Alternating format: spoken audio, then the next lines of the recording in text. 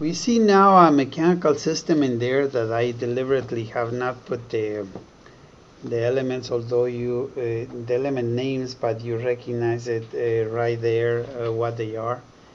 And the reason is because I want to try something new, and that is to draw my bond graph model right on top of the physical system, which will make me identify exactly what the elements I have, but also not only that, create a one-to-one correspondence from the bond graph model to the physical system. So in this particular case, maybe I'll just use a different color so that to illustrate this, what I need to remind you is that on the right hand side here I have made a list of 5 steps that you should do to build the bond graph model that would lead you to a nice graph done over here. We could put the labels, but like I said, I am trying to use this as a background. Use the one junction to represent the distinct velocities. Alright, let's do that.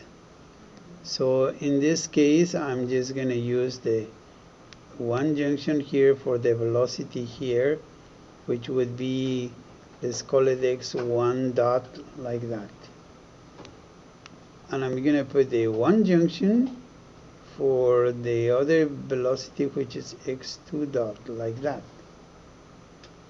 And then I'll put another velocity here for the velocity of the ground. How is that? Yeah? Done with step number 2. Attach the elements that experience those velocities. Good. I'm just going to put in here an I element with value, in this case I put it M1, which is this up here. I'm also going to put a source of effort over here with value M1G. I'm going to put this in here, another I element with value M sub 2. And I am going to put here a source of effort with value M sub 2G. Right, let's leave this one in here. Okay. And the ground is a source of flow here. Source of flow, like that. This one already because they are all defined with power flow and causal marks, I'll just put them in there for the sources. So that's step number 1 that 3 that I have done that. Then it says use zero junctions to represent the velocity differences. So the difference between the ground and this is going to be represented by a zero junction, which I'll put it over here, and I say okay, x2 dot, like that. The other velocity difference that I have is this one over here, which is the velocity x sub 2 dot minus x sub 1 dot, like that. All right, so that's my step number 4. And step number 5, it says attach the elements that experience those velocity differences. In this case, the C element in here, the C here, with value, I would say 1 over k sub 2 here. I'm calling this 2. And in here you have the C element and an R element in here that experience this difference. See, because these two elements are seeing the difference between the two masses. So in here this would be a C element with value 1 over k sub 1, and this would be the, and I have also done it on top of the system. There's a one-to-one correspondence of the physical elements to the system as well as to the kinematics, completely consistent with the motion of the parts, the components of the system. Now, one thing that I can see in here is that you could simplify this ones right here. But given the circumstance in here that I want to make the process as simple as possible, we will leave those in there. One thing that we should do though is to assign the causal marks, because remember the title, it says system equations. And causal marks are responsible for those equations on the way the equations are written. So I need to have them in here. So if this is a float to the 1, then this makes this one like this. And then we put the seeing integral form. See? Guess what happens? It sets these other ones like that, the other two, because the zero junction needs only one F or N. So this, you have this 2 like that, and now we put this in integral form. And that flow makes this one like this and completes that. We can assign the integral form here. Doesn't matter if we go to the C over here, but maybe we should, to illustrate that if you put the integral form on there, not much happens. And so we need to try the I in there. That sets the flow here, and that makes this like this. Now if you have this 2 like that, then this has to be like this. And in doing that, sets the thing. I need to put some numbers in here. Yeah. And I'm gonna, although the sequence makes no difference whatsoever, and then I'm gonna call this 3, and then this 4, and this 5, and then this 6, and then this 7. Help me if I miss one, okay? 9, 10, 11, 12, 13, and 14. 14 bonds we have. Okay? One thing I want to make sure is that everybody is clear with this, that everybody is clear with the model the way it is, or if you have any questions about what is what with the model in here. Because now, once we have this, we are ready to write the constitutive equations of the system. The way I like doing this is I'll just do like E1 is started with E1 and then go to E2 like this. E1 is equal to E sub 2 based on this causal mark, and F1 is equal to SF1. And then we go E sub 2 is equal to what? E2 here is equal to E sub 3. And what's F sub 2 is equal to F sub 1. And then what is E sub 3? E sub 3 is equal to E sub 4, right? To E sub 4. 2 minus F sub 5. And then you have E sub 4 is equal to 1 over C sub 4 Q sub 4, and F sub 4 is equal to F sub 3, and then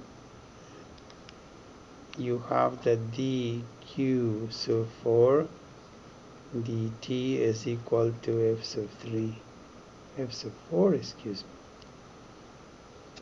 me. Okay, this is the first differential equation coming from the C element. E sub 5 is equal to E sub 3, and f sub 5 is f5 is equal to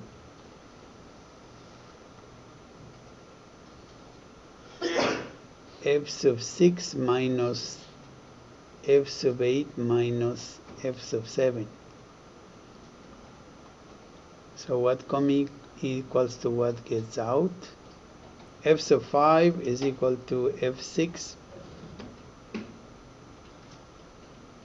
No, f sub 5 plus f6 is equal to f sub 8 plus f sub... What am I doing? Go back, excuse me. f5 here is f7. That's what it is. I was getting a little confused. And then we need to do it for E sub 5.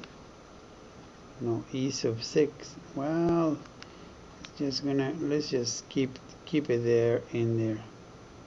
Because I really want the graph. I want to grab the graph here in the picture. So where are we? In E6, right? 5. Yeah, so let's go to E6. So that's where they are. So E sub 6. See, I am writing individual equations. Is AC6. F sub 6 is to F sub 7. E5 plus E6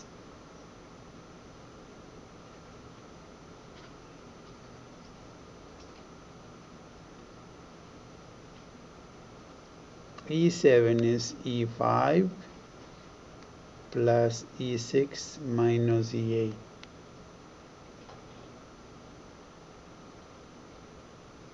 Okay, this is F7 is equal to what? 1 over I sub 7 P sub 7, and that dP sub 7 dt is equal to E sub 7. And then you have E sub 8. Yeah, I don't want to raise too much. E sub 8. Where is the 8? E sub 8 is E9.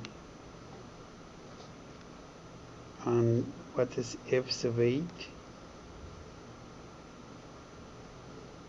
Is F7. Because CF8, this is the one that caused the flow on there. E9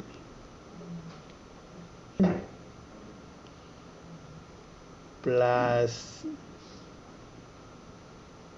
E11.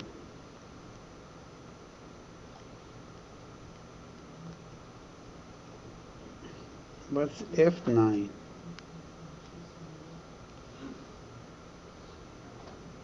F9 is F8 minus F12.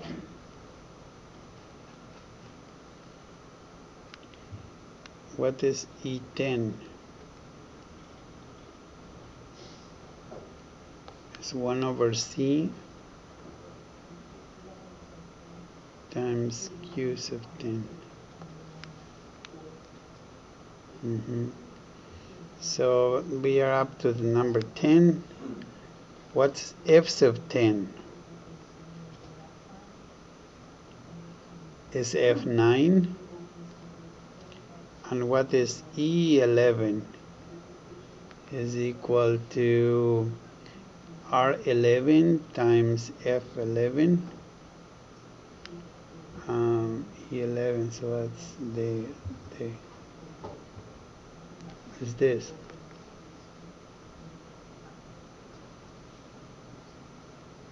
So F11 is equal to what? To F9. What is E12? E12 is equal to what? The 12 is here. Is E9.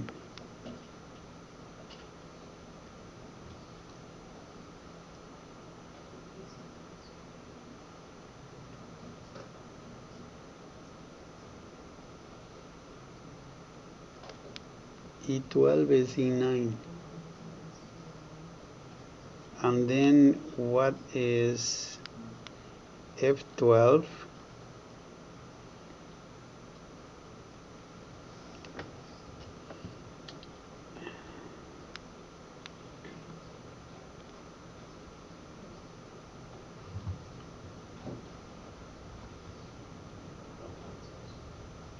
F12 is F14 is equal SE13.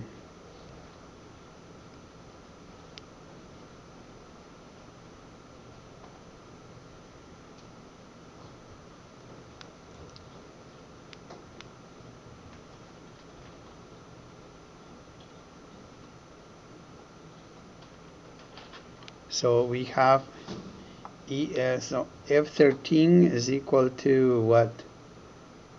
F14. And then we have the F14, D. No, let's go E14 is equal to E12 plus E13.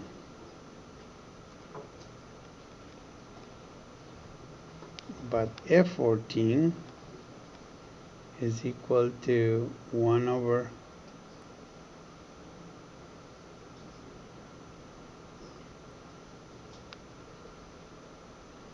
P4.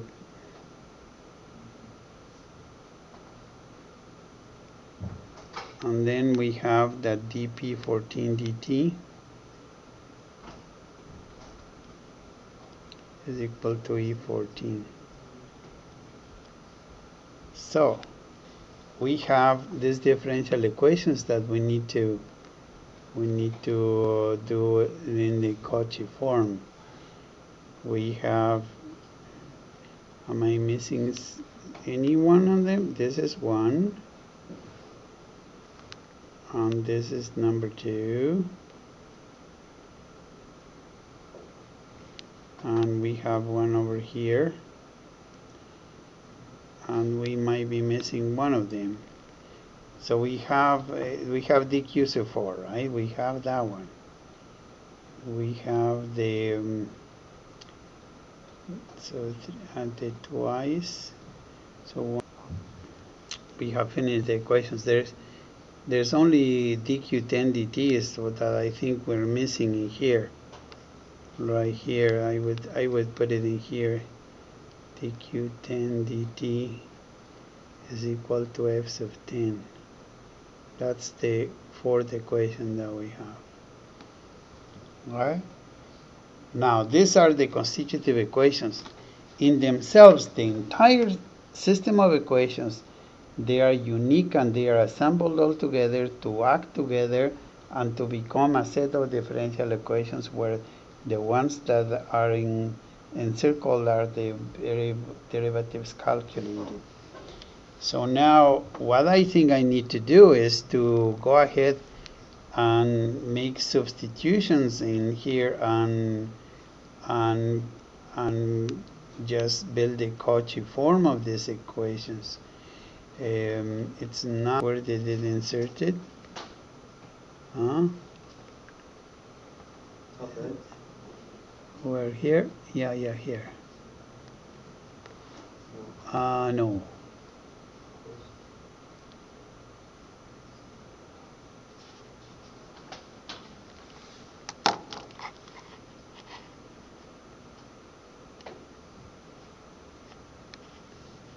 Disassembling something here. Yeah, here we go. Yeah, I just want to make sure that we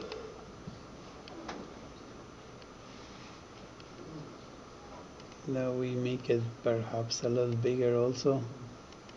Yeah, there we go. I hope I didn't mess things up in here too much. Yeah, there we go. So I'm going to use these equations that are circled to produce the Cauchy form. In reality, in here we're going to go first, and I would say, okay, if dq sub 4 dt is equal to f sub 4, then it follows using 5, and f sub 2 is f1, and then f5 is f7, and what is f1 is sf1, and then minus f7 here.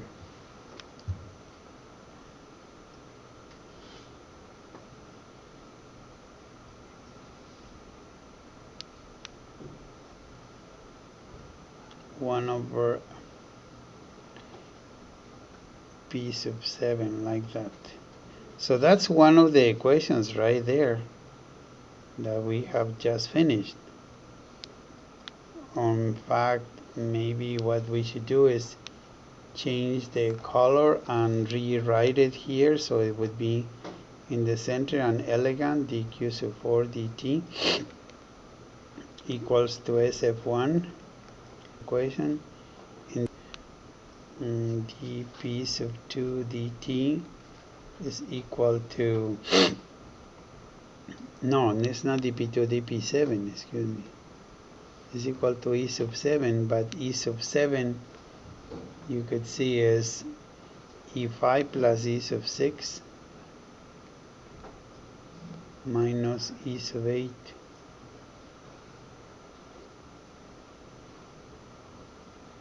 Okay, so in here we have to continue the substitutions. What is e sub 5? In this case is e sub 3 plus e sub 6, which is up here someplace, is se6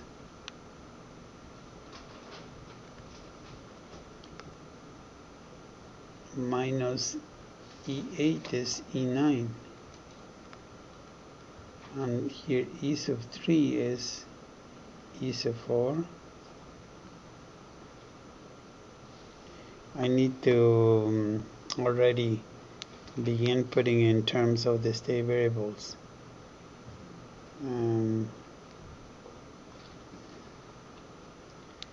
What's the e sub 3 is what we need to do here. E sub 3 is e sub 4, and what is e sub 9 is q e10 minus okay, so let's just erase this. This thing here is e sub 4, which, you know, and then plus se6, and then minus e sub 9, which is e sub 10 minus e11, like this, to use the sign, the minus sign, and substitute. So e sub 4 in this case is se6 minus e10, which was 1 over c10 q sub 10, and then minus e11, which is going to be r11 times f11. I think we have everything already done. The only thing we don't have is f11, so let's do that separately so we can substitute and not have to rewrite the equations every time. f11 is f9, but f9 is f8 minus f12.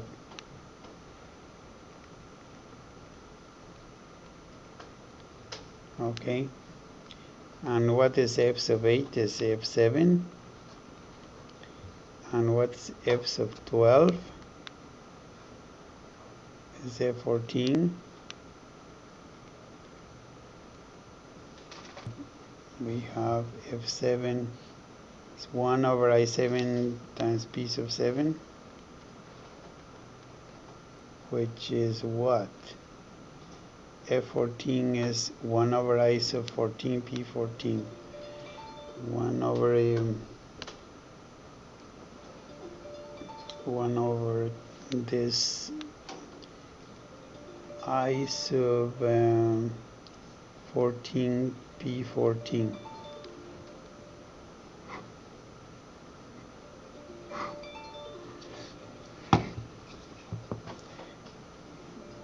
Okay, we have this, that is our F11 in here.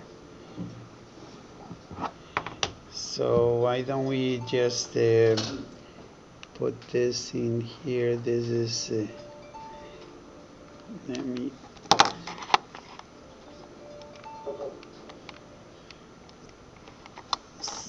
so all we got to do now is to put this F11 with this. So this would be 1 over C sub 4 Q sub 4 plus AC6 minus 1 over C sub 10 Q sub 10 minus R11 multiplied by 1 over I sub 7 P sub 7 minus 1 over I sub 4 P14. And this would be the second equation, dp sub 4 dt. Hopefully it's the one that I'll just circle in here with the red, and so that you can see this is number 2. And we only have the other 2 equations in here, and that is, in here you have this dq d10 dt is equal to what? dq10 dt is equal to f10.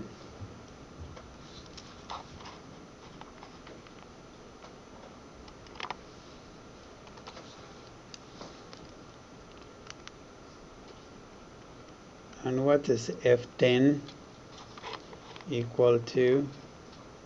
See, f10 is equal to f9, and f9 is f8 minus f12.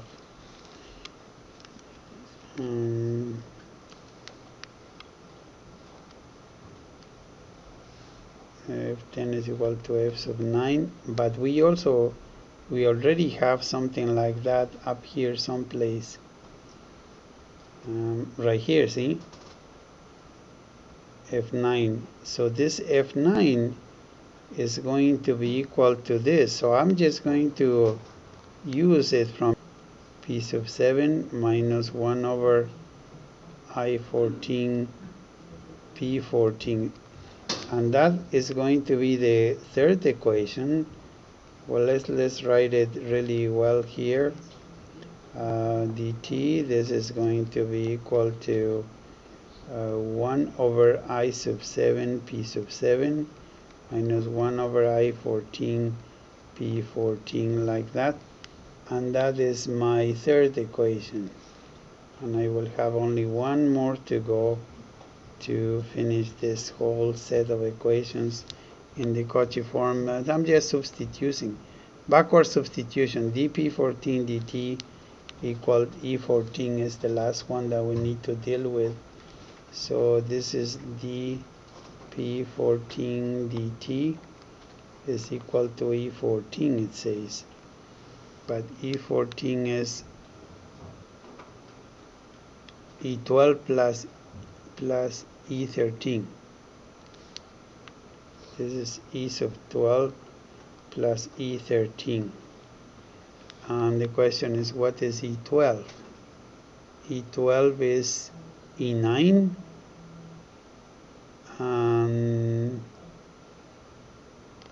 Okay, this is E sub 9. E13 is what? Is E13. So it's going to depend a lot on E9, which is E10 plus E11. And what is E sub 10 in this case? 1 over C sub 10 Q sub 10.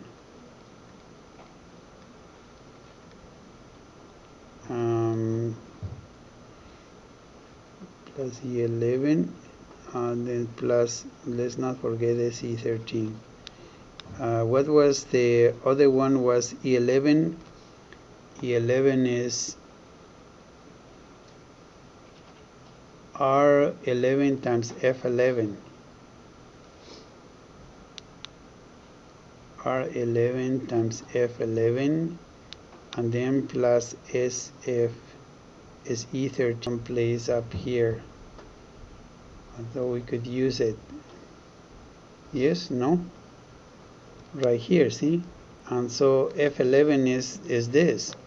So why don't we just do that?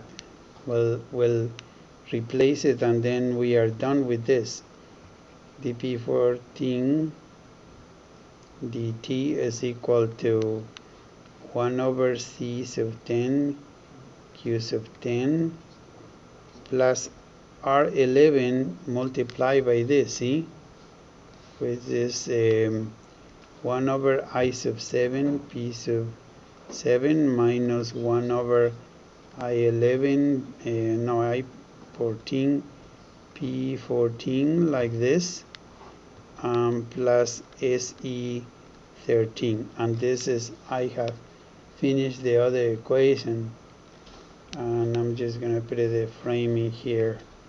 So that there you have the 4 equations in the Cauchy form, all 4 of them.